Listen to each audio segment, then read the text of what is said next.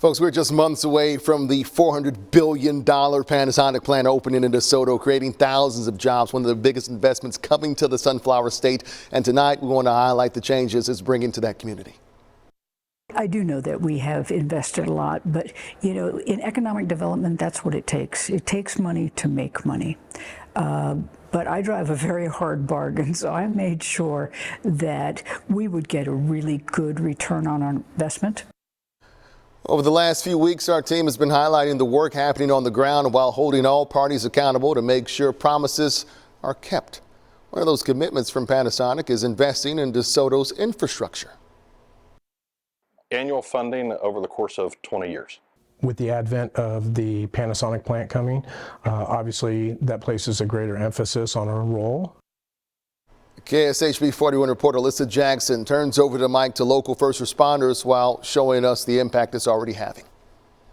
Panasonic isn't the only active construction site in DeSoto. I've been walking you guys through all the tax breaks and funding that has made that project possible, including investments from the city to Panasonic and from Panasonic to the city. Well, this is an example of the return on investment.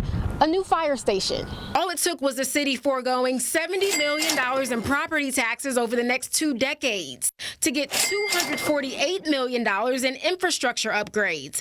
Tacking on an additional property tax called a special assessment tax to Panasonic is helping build a new fire station and eyeshot of the facility.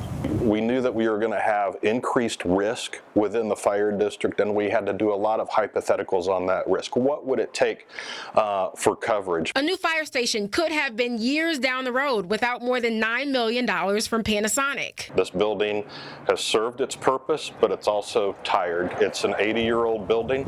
It was not intended to be built as a fire station. With so much growth in the city, public safety has to grow with it. Calls in the Northwest Consolidated Fire District are up 5% in the past 6 months, and they've had more overlapping calls. Those are active calls happening in the same district at the same time. And they'll be getting a new fire truck, 6 more EMTs, and a new deputy chief with funding from Panasonic.